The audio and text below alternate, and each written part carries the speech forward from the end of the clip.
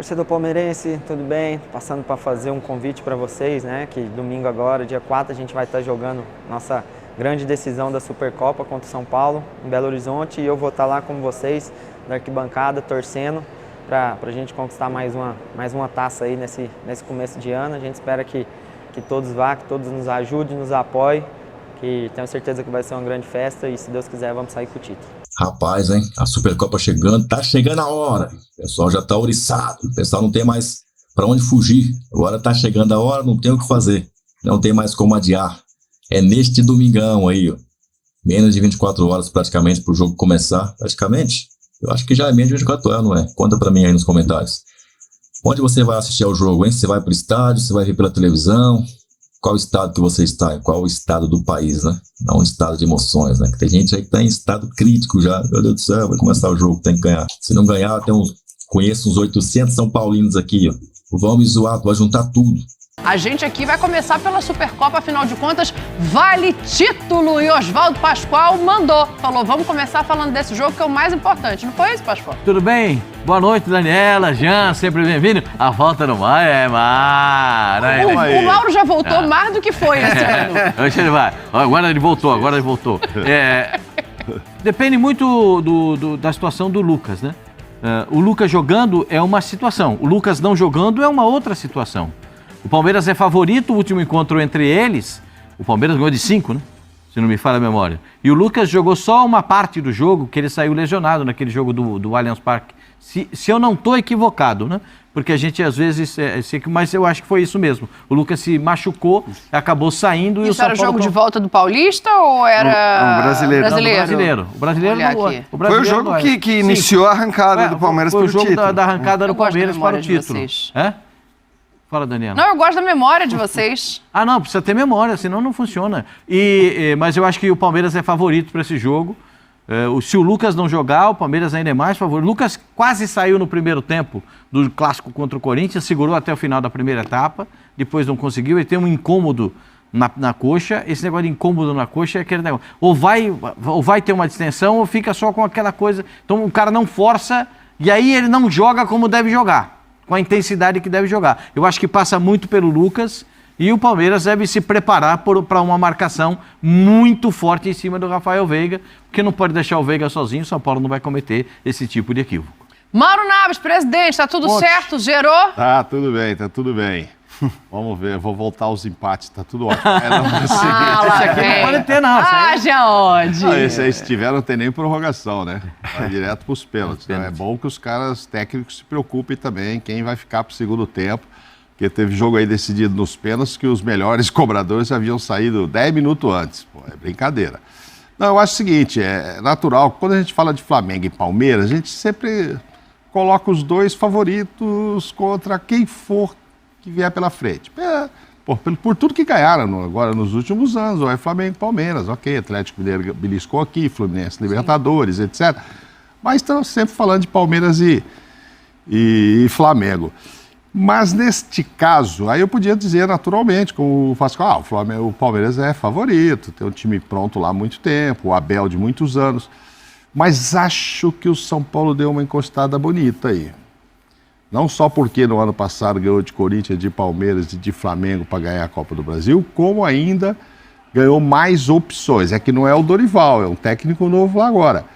Mas o Dorival, quando olhava para o banco de reservas, não tinha tantas opções como terá o Carpini agora. Por isso, tecnicamente, ficou melhor que o Flamengo? Não. Mas talvez com o Palmeiras daria um bom cara a cara. Entendeu? Aí é time e tal, mas muita opção para mudar o jogo. Tinha gente que estava fora o ano passado. Claro, tomara que o Lucas jogue para a coisa equilibrar. Mas se o Lucas não jogar, o Carpini tem umas 2, 3 opções para colocar. O Galopo é bom, hein? Então, e o Hendrick e o Dudu? Então, e aí, põe quem? Tem Galopo, tem Ferreirinha. Eu já vou abrir esse debate aqui, porque eu acho interessante. Dependendo do que é, tem o Wellington Rato também, que não se compara tecnicamente, mas é uma opção. Mas aqui, ó, quero ouvir Jean Oddi também sobre esse confronto. Eu tô com o Mauro. Eu acho que no cara a cara, talvez hoje, principalmente do meio pra frente, se você pegar o time do São Paulo, a gente aponte mais jogadores. Só que existe uma coisa chamada coletivo, tempo de trabalho, solidez, né? Que eu acho que pesam a favor do Palmeiras, Jean. E aí? É isso. Boa noite, Dani, Mauro, Pascoal.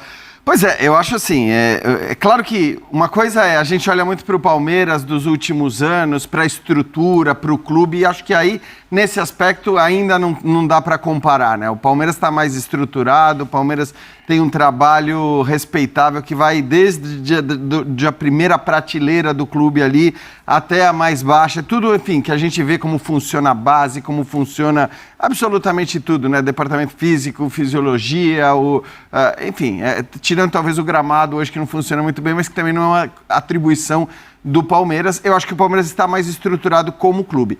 Agora, como time, eu estou muito com o Mauro. Eu acho que tá praticamente pau a pau em relação a jogadores, a qualidade, a nível técnico dos atletas. O Palmeiras perdeu os caras decisivos muito importantes, né? Os caras com capacidade de decisão no seu ataque, os dois principais que o Palmeiras tem hoje nesse aspecto, ele não tem mais. O Endrick está fora, não tem mais. O Endrick não está na Supercopa. O Dudu está machucado e o Palmeiras não repôs essas peças. Então, é um problema. O São Paulo, você olha, você citou reservas. Quando você fala do Galopo, quando você fala do Ferreirinha, você está citando reservas. O Palmeiras, quem chegou pro ataque machucou, né? Que é o Bruno Rodrigues. Que é o Bruno Rodrigues. Então, eu acho que isso igualou demais. Tem sido já nos últimos tempos um confronto equilibrado, se não no número de gols marcados, porque aí tudo bem, o Pascoal lembrou do 5-0, o Palmeiras goleou também numa final de Paulista, uma Libertadores que venceu por 3-1, mas no número de jogos, isso a gente acho que vai ver daqui a pouco, né? É um confronto absolutamente equilibrado nos últimos tempos, nos últimos anos, apesar do Palmeiras mais estruturado como clube. Então, olhando para o contexto do domingo, para os 11 jogadores que entram em campo de um lado e entram em campo do outro, e estou de acordo que o Lucas estar ou não é uma diferença enorme, é uma diferença, talvez a mesma diferença que o Palmeiras já sabe que não terá a não ter o Endrick como titular. Vai mudar muito, ter ou não ter o Lucas, mas ainda assim o São Paulo acho que tem um time hoje muito forte. Eu não consigo apontar nenhum favoritismo para o Palmeiras. Vocês me desculpem, eu sei que né, o Pascoal falou que tem que sempre ter um favorito, mas nesse caso eu não consigo ver. Não, para mim sempre 50, tem favorito. 50, tipo, empatou? Eu acho empatadíssimo, equilibradíssimo. E acho que isso torna, de alguma maneira, o confronto mais legal ainda, né? Muito obrigado, Jean. Né? Porque 1-1. Colou no muro nada. Para mim sempre tem favorito. E eu fico com... É legal, né? Porque você escuta o Mauro falando e o Jean, eles falam da longevidade do trabalho do Palmeiras, da proposta de jogo do Palmeiras, daquilo que o Palmeiras tem para apresentar, e fala das novidades do São Paulo em relação ao Carpini, que ele está se aproveitando muito do que foi deixado pelo Dorival. Sim. E isso tem feito o trabalho dele evoluir, eu acho que é uma demonstração de evolução. E tem peças para substituir. Mas mesmo assim, eu acho o Palmeiras favorito. O Palmeiras tem de onde tirar. Né? O Palmeiras tem uma estrutura de time melhor do que a do São Paulo hoje. Porém, é melhor jogar. É curioso, né? Porque eu acho que são vários fatores, assim, pra gente fazer essa análise, que tem o coletivo, o trabalho sólido, um técnico que sabe de onde tirar no seu elenco. O Pascoal fala que tem soluções. Essas soluções são porque o Abel conhece esse grupo, como poucos treinadores no Brasil conhecem seus grupos. Claro. E aí é um ponto. Só pra gente fechar essa questão do Lucas, antes, eu quero fazer uma comparação aqui entre Abel e Carpini, tem um falando do outro, é um negócio legal da gente prestar atenção também. Mas antes, só para a gente fechar essa questão do Lucas, o Jean já falou que está empatado.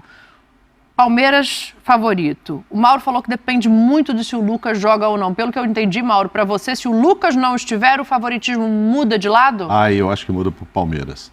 Com o Lucas, aí eu acho que eles ficam muito iguais. Em dezembro, a discussão que eu estava imaginando que aconteceria é que quem perderia? O São Paulo sem o Dorival, que é o cara que comandava tudo, ou o Abel sem o Endrick? Sim. Porque se o Dorival tá aí, nada contra o Carpini, mas o Dorival conhecia esse time na mão. E com os reforços que recebeu, essa igualdade estaria ainda mais fortalecida se tivesse o Dorival ali para esse jogo. Não que o Carpini não vá fazer um ótimo trabalho ainda, mas ele precisa de todo mundo. Ferreirinha vai se firmar ainda? Provavelmente, gosto muito. O Galopo tem jogado bem, né? Melhor que o Ferreirinha. O Ferreirinha não está mostrando ainda a que veio. Mas tem muito tempo pela frente, acabou de chegar. Ainda tem Rames Rodrigues, Aí vai Rames para uma final de Supercopa, ainda não jogou, né? Acho que não é o caso. Mas acho que o Lucas vai jogar, hein? Esse mistério aí, eu também não estou acreditando nisso, eu até acho que vai jogar, Mauro, mas assim... Com quais condições? Então, e outra coisa, porque assim, não é uma decisão fácil a do São Paulo, tomar a decisão de colocar, escalar ou não o Lucas, porque eu acho o seguinte, se fosse um clássico qualquer, se fosse São Paulo e Palmeiras, Palmeiras e São Paulo na primeira fase do Campeonato Estadual, você nem deve cogitar colocar o Lucas. Mas São Paulo e Corinthians, o Lucas foi colocado. Eu sei, mas eu acho que o São Paulo e Corinthians tinha uma questão muito especial ali. Eu acho que o tabu fazia daquele clássico um clássico muito maior. A perspectiva de jogar a Supercopa no domingo, de alguma maneira vencer o jogo contra o Corinthians, foi importante para essa partida contra a Supercopa. Então eu acho que era ainda assim um jogo especial. O que eu quero dizer é que, assim, se o jogo de amanhã fosse pelo campeonato... De domingo fosse pelo Campeonato Paulista, e você tá com dúvida porque você pode estourar o Lucas, pelo amor de Deus, você nem cogita colocar o Lucas. Agora, na Supercopa, talvez ele vá para um sacrifício, o que pode até ser negativo se ele vier a sentir alguma coisa pela importância que ele tem. Mas é o tipo de jogo que mexe, né, com a cabeça do técnico e do próprio jogador para querer escalar. Ainda mais se tornando um confronto local, né, regional, assim. A Supercopa poderia ser, sei lá, com o Inter, com o Grêmio, com um time que não tivesse tanta rivalidade com o São Paulo como tem o Palmeiras. A rivalidade também tem respeito nesse caso, porque a gente engloba aqui 2 treinadores, né? Um conhecedor do seu grupo, experiente, também jovem, e do outro lado o Carpini, 39 anos, recém-chegado, mas já deu o recado dele. Trabalhou, estudou para estar onde está. Os números deles falam por si só. É um cara que eu admiro, respeito muito o trabalho dele, de toda a sua equipe técnica, né? Criou-se até uma relação de uma certa amizade e respeito com a equipe técnica. A gente sempre trocou algumas mensagens, não com o Abel, mas com algumas pessoas que fazem parte do corpo técnico. Tive a oportunidade de enfrentá-lo em 5 oportunidades. Com a Inter de Limeira, eu venci 1-0 no Allianz, venci uma com o Água Santa, perdi uma com o Santo André e perdi 2 com a Água Santa na fase de grupos do jogo da decisão. Então, de 5 confrontos sempre muito parelhos. Talvez a disparidade era com quem eu estava, com todo respeito, para o Palmeiras. Tem que ter muito cuidado com aquilo que eu vou dizer. Ele conhece mais aquilo que eu faço do que eu a ele. Ele conhece, eu sei. Acho que é um jovem treinador com muita capacidade. Sim, ligamos não diretamente comigo, mas com um elemento da nossa comissão. Mas não quero estar a abrir muito o jogo, não vou falar muito sobre isso. Aí a gente vê as vitórias de cada um nos confrontos entre os 2 treinadores, né? O Carpini destacou ali, era por outros times, na verdade, né? Porque tanto o Água Santa quanto o Inter de Limeira, ele venceu o Abel, e as outras 3 vitórias são do Abel. É um cenário muito diferente, e numa coisa o Abel tem razão, né? Por mais que a gente sempre espere que o Abel seja capaz de fazer um movimento quase de xadrez que a gente não imaginava dentro do time que ele tem, a gente já tem uma amostragem muito maior do que é o trabalho dele no Palmeiras. Por exemplo, vai dobrar a lateral de um lado, vai dobrar a lateral do outro, quem é o primeiro volante que vai jogar. O Carpini, eu acho que pode ser mais surpreendente. Esse fator, ele tem peso nesse favoritismo em algum lugar, Pascoal? Eu acho que o São Paulo tem um modelo de jogo estabelecido. Se o Lucas não jogar, o Lucas joga de meia ponta pela esquerda, uma posição que ele quase não... Ele joga melhor da meia ponta pela direita. Mas no São Paulo hoje, ele está jogando da meia ponta pela esquerda. O que seria em cima do lateral direito do Palmeiras. Porque o Lucas pega a bola, caminha para dentro para tentar fazer a jogada com o centroavante, uma tabela, uma aproximação, um cruzamento, ou ele bate mesmo de fora da área, na individualidade, no drible, chegar próximo da área para bater no gol. Eu acho que nesse plano, o Palmeiras pode surpreender mais. Porque na parte da frente, o Palmeiras não tem uma definição de quem vai jogar. O Carpini não sabe. Qual é o ataque do Palmeiras hoje? O Flaco Lopes jogou quarta-feira. Isso é verdade. Vai jogar o tempo todo? Mas ele entrou, o Rony não jogou. Ele começou no banco. Eu acho que, não sei, difícil mudar o time, olhando para a escalação do Bragantino até, né? Então, como botou no Bragantino 6 jogadores da Taça São Paulo do ano passado, então a gente começa a imaginar, o São Paulo botou todo o time completinho contra o Corinthians. É uma situação diferente. Por isso que eu acho que o São Paulo vai pensar o jogo olhando para o Palmeiras e o Palmeiras vai pensar o jogo olhando para o São Paulo. O Palmeiras vai jogar com 3 zagueiros? Ou vai jogar com o Marcos Rocha fazendo o terceiro zagueiro? Por que era se jogar o Marcos Rocha, joga o Lucas. Por quê? Porque vai caminhar com o Lucas para dentro. Se jogar com 3 zagueiros, não joga o Lucas.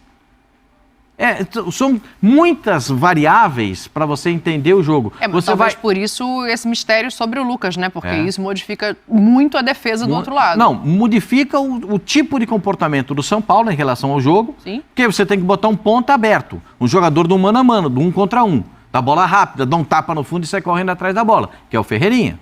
Certo? Mas será que ele vai de Ferreirinha? Essa é uma dúvida que eu tenho. Se o Lucas não jogar. Você acha que vai com o Galopo?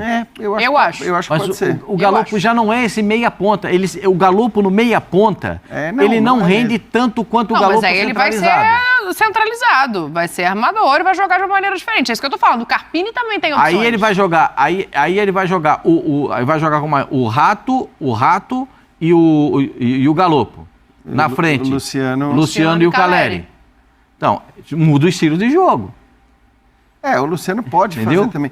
Eu não sei, eu acho que assim, acho difícil que a gente tenha grandes revoluções. Joga. Eu acho que o Lucas joga também. Porque se o presidente falou... Não, eu acho que joga. E acho até que vai ter... Tem outra preocupação para falar para vocês. Vocês precisam esclarecer o torcedor do Palmeiras. Qual? Richard Rios ou Aníbal? Então, eu acho que ele já definiu. Para mim, ele já tem uma definição. Embora o Aníbal Só porque jogou contra o Bragantino? E não é o colombiano, é o argentino. Para mim. O quê? Que ele vai jogar? Não, para mim ele tem uma definição. O volante do Palmeiras é o argentino. Mas porque ele é primeiro volante. Todos os outros volantes, Zé Rafael é ponta de lança, adaptado de volante. Gabriel Menino é segundo volante, terceiro volante. Richard Rios é segundo volante, terceiro volante. O volante e volante só tem um, Aníbal Moreno. Para a temporada eu concordo, mas ele deu uma entrevista recente também, não sei se era isso que você ia falar, Jean, dizendo que existem processos e que quem chega precisa estar fisicamente e também do ponto de vista de compreensão no nível de quem já está. Eu não sei. Ele é muito assim, o Abel ele é muito assim, seja com quem chega de fora, seja com quem vem da base. Tem um monte de gente que quer ver o Estevão jogar desde já, né? Como era com o Endrick, e não tem jeito. O Abel, ele faz a coisa escalonada, com o tempo, no seu momento, e acho que ninguém pode dizer que não está dando certo. A minha impressão, e acho que até concordo com o Pascoal, que pelo que a gente está vendo do Aníbal, vai ser difícil ele não virar titular do Palmeiras. Mas para domingo, e me baseando também na escalação do time que enfrentou o Bragantino, eu acho muito difícil ele mudar alguma coisa. Acho que os 3 zagueiros é com o Marcos Rocha, um deles é o Marcos Rocha pela direita, o Richard Rios vai jogar com o Zé Rafael, aí os alas, o Veiga, e o ataque vai ser Flaco Lopes e Rony. Acho que vai ser isso. Ele é o Zinho hoje, estou discordando de toda hora. Zinho, Pascoal. Não, ele está concordando comigo. Não, você falou que vai Aníbal, ele falou que vai de Richard. Eu acho que o Aníbal... Ele falou Richard. Sim. No domingo eu acho que vai jogar o Richard. Eu acho que, assim, em termos de posicionamento, entendendo o time do São Paulo, o Aníbal corresponde mais àquilo que o Palmeiras precisa. Desde que você enxergue como é que o adversário jogue. Sim. Entendeu? É a minha visão. Mas, é claro que o Richard Rios está mais rodado, tem mais entendimento de tempo de jogo do que os outros jogadores. Ele deixou o Aníbal e o Gabriel Menino está voltando agora. Também, né? Ele deixou o Aníbal contra o Bragantino. O tempo todo. O Luan jogou quase contra o Bragantino. Quase que mostrando que tá nesse processo do Jean. Vamos chegar aos poucos e tal. E o Richard deixou só no final. Eu concordo exatamente com isso. Eu acho que a tendência, até muito rápida, é ele ser o titular, o Aníbal. Sim. Mas, depois desse jogo do Bragantino, eu acho que é um pouquinho assim, espera mais um pouquinho, entra na fila do pão aqui que vai chegar a sua hora. Esse jogo do Bragantino abriu um leque para o Palmeiras, que o Palmeiras às vezes nem pensava que tinha. Os 2 laterais. Né? Os 2 laterais da base. O Vanderlan e o Garcia. Esse Lan, eu já disse aqui algumas vezes, não me custa repetir. O Vanderlan é muito bom lateral. Então, e acho que ele já estava bem à frente do Garcia. Está bem à frente do Garcia. É que o Garcia acaba fazendo... Ele jogou bem e ele acaba fazendo a jogada do gol no final. E também é normal que ele tenha menos espaço porque você tem Mike e Marcos Rocha no elenco. Mas ele, quando joga, ele não decepciona. Ele não decepciona. Assim como o Naves. Quando joga, ele não decepciona. Família Naves não decepciona nunca. Esse moleque não decepciona. Foi ele que enfiou a bola pro Garcia? Foi. O Abel chamou atenção na entrevista, né? Porque esse é outro garoto da base do Palmeiras que entra e não decepciona. No São Paulo já tem uma situação um pouco diferente dos jogadores que foram contratados para jogar. O Arboleda é o zagueiro titular, né? A dupla de zaga do São Paulo, a gente já não... o Beraldo jogou agora há pouco, você estava vendo o Beraldo aqui, né? O Beraldo estava jogando pelo Paris Saint-Germain. A torcida do São Paulo deve ter ficado com saudade do Beraldo, né? E aí vai jogar o Diego Costa, né? Joga como zagueiro. Os laterais, me parece que o Rafinha não começa o jogo, pelo que eu andei pesquisando. Aí a lateral direita vai ver como é que vai jogar. Lateral esquerda também tem uma dúvida. O São Paulo está com muitas dúvidas nas laterais e na meia, especialmente no caso do Lucas. Por isso que eu acho que o fator surpresa ele está mais do lado do São Paulo do que do Palmeiras, assim, porque, ok, o Abel sempre pode surpreender, mas a gente consegue imaginar as maneiras dele mexer no time. O Carpini é o que você está falando. Eu não consigo. Por exemplo, daqui a pouco o Luiz Gustavo vai ter que arrumar um espaço para ele jogar. Não, mas também é daqui a pouco, eu acho. Daqui a pouco. Ele está acho que muito bem no time. Assim, as mudanças que ele não precisar fazer em relação ao time que começou jogando contra o Corinthians, ele não vai fazer. Eu acho que ele muda se ele precisar fazer. Então, se o Rafinha não tem condição, o Rafinha não joga. Se o Lucas não tem condição, o Lucas não joga. Mas de resto, se o Wellington não Caleri, Luciano, o Wellington Rato, o Arboleda, eu acho que sim. E o Caio Paulista vai assistir no banco, né? Vai. Depois de toda essa polêmica, vou jogar aqui, vou jogar lá. Pode entrar, porque o jogo às vezes... E acho que ele sabia também. Ele não ia chegar para ser titular no Palmeiras. Deixa eu trazer uma coisa. Ele fez um bom primeiro tempo. O Jean Oddi falou que retrospecto entra em campo. Aí ele pediu pra gente fazer essa tela aqui, que ele queria comentar, falando dos confrontos recentes de Palmeiras e São Paulo. Brincadeira. Eu vi que tinha. Falando de Palmeiras e São Paulo. A pauta do coisa. Só pra gente entender, né, os confrontos recentes deste clássico. E aí, isso aí é mata-mata? Nossa, eu tenho pavor dessas expressões. Tem que pensar 80 vezes. Né? Isso aí é em mata-mata. Eu achei que era recente, mas não. Essa aí é de mata-mata. A gente tem recente, então roda aí, Fabrício da Fiel, por favor, pra gente dar uma olhada no confronto recente. O Abel andou mais perdendo do que ganhando, né? Mas também teve viradas importantes, como disse o Caleri, né? Eles não gostam de jogar contra a gente, né? Como disse o Caleri. Aí, 4 jogos... Nessa temporada, são números dessa temporada. Mas tá confuso isso aí, Pinão. 3-1 e 0. Tudo igual. Mas é isso mesmo, 3 vitórias e um empate. Os dois são... É isso mesmo, 83. Não. Se são 4 jogos... entre eles... Não são entre eles. Campeonato Paulista. Jogaram 4 vezes, ganharam 3 e empataram uma. Então não é entre eles, não, aí é o de cada um. Então o aproveitamento no ano, olha lá, tá bom. 4 jogos nessa temporada. 83,3. Então, mas eu acho que assim, e esses confrontos recentes, os confrontos da temporada, ainda que em São Paulo a gente esteja falando de confrontos maiores, né, você tem times de Série A, de Série B, então confrontos importantes, eu acho que ainda começo de temporada isso tem um valor muito pequeno, assim, você está falando de confrontos com Corinthians, Bragantino, próprio, Novo Horizontino, Santos, são times grandes tal, e importantes, mas eu acho que ainda começo de temporada isso significa pouco. Talvez a questão do histórico, eu acho que o histórico recente que a gente olha, assim, o histórico recente, ele a gente não tem os números, esses especificamente a gente não tem, eu tinha entendido errado, eu achei que era esse que ia entrar, mas assim, eu consigo me lembrar de reviradas, né? De jogos de ida em que o São Paulo vai muito bem e o Palmeiras nos jogos de volta acaba ficando com título, acaba remontando o placar. Então, esse é um jogo só. Mas você tem as duas eliminações. O São Paulo elimina o Palmeiras das 2 Copas do Brasil. Isso são mata-matas recentes favoráveis ao São Paulo. O Palmeiras tira o São Paulo da Libertadores, numas quartas de final. Vira aquela decisão do Campeonato Paulista com uma goleada no segundo jogo, mas o São Paulo, por outro lado, ganha o Paulista do ano anterior. Então, você vê que, do ponto de vista, o que eu estou falando, do ponto de vista dos confrontos e de quem vence no mata-mata, quem vence numa decisão, está muito equilibrado mesmo. Talvez haja um desequilíbrio, aí a gente está vendo especificamente na Arabel 3, 2, 5, tá vendo? O número de jogos. Aí não contando só mata-mata.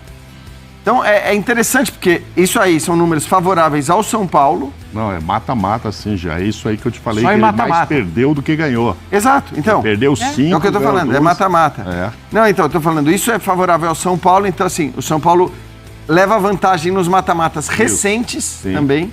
Né? Então, tem um histórico de vantagem do São Paulo nos mata-matas de maneira geral bem largo, e tem também a vantagem nos mata-matas recentes. Por outro lado, o Palmeiras tem as vitórias, vamos dizer, mais largas, o 5-0, o 4-1 ou 4-0, não me lembro agora. Então, assim, é muito legal. É um confronto muito legal, porque não é um confronto que tenha... Tipo, cada um pode puxar para um lado e eu acho que por isso mesmo... É a graça dos clássicos, da Supercopa vai ser... Eu estava vendo no Dito F90, isso... só para fechar, que eu gostaria depois de falar do Flamengo. Você chama o Flamengo e Vasco, que é outro jogo? Você vai querer falar disso? Não, vou deixar o Pascoal e pro Jean, mas é o seguinte, eu estava vendo no F90, pelo retrospecto do São Paulo, são 116 vitórias para cada lado. O retrospecto do Palmeiras é diferente, porque ele leva em consideração aqueles torneios início que tinha antes, como chamava ali. 30 minutos e... Mas aí dá mais vitórias para o São Paulo. Ao fazer isso, ele tinha que retirar isso. Ao fazer isso, eu vi hoje o Rodrigo Bueno falando isso lá com o Birne e tal, no 90. Ao fazer isso, o Palmeiras aumenta a vantagem do São Paulo, mas que, no histórico, tirando esse negócio de primeiro... decisão em pênalti, né? 116-116. Então você vê que coisa equilibrada que é. 1-1 na parada, Pascoal. Vamos tocar o barco que hoje é rapidinho. É placar. Ah, não! 1-1 já deu aqui. Não, 1-1 é pênalti, querido. E aí? Pênalti decide. Artigo 171 da Lei Mauro Naves diz: caso de empate em mata-matas e competições que valem taça, é necessário apontar o vencedor. 2-1 São Paulo, pronto. Oswaldo Pascoal. 1-0 Palmeiras. Eu acho que vai ter mais gol nesse jogo. Pra mim é 2-2 o jogo. Vai ser um jogo bom. E? No artigo Mauro, sei lá, pênalti, sei lá. Não vai deixar passar batido. Não, claro que não. Vai ter tá que bom, falar. Palmeiras ganha nos pênaltis. Palmeiras vencendo nos pênaltis. Eu vou com o presidente. Eu podia ter falado empate e... Você pode falar empate e São Paulo ganhando nos pênaltis, assim a gente fica perfeito, Dani. Fica tudo aqui, uma vitória. Não, vai ter um vencedor. Eu acho que é 2-1 São Paulo também. Eu vou com o presidente nessa. Quem tá num bairro, de repente, aí, num distrito, numa quadra, onde tem muito mais São Paulinos, esse aí deve estar torcendo mais do que os outros, né? Deve estar torcendo bem mais do que os outros. Esse cara que tem muito São Paulino, com certeza está torcendo mais que os outros. Tem muito amigo São Paulino, né? Agora, tem os São Paulinos também que estão em lugares onde tem mais palmeirenses, né? Esses aí devem estar desesperados, né? Desesperados. Deixa aí a sua mensagem, deixa aí também o seu positivo para cima e já vai clicando aí, ó, escolhendo aqui do lado qual vídeo que você vai clicar. É só escolher. Tô lá com você. Avante palestra.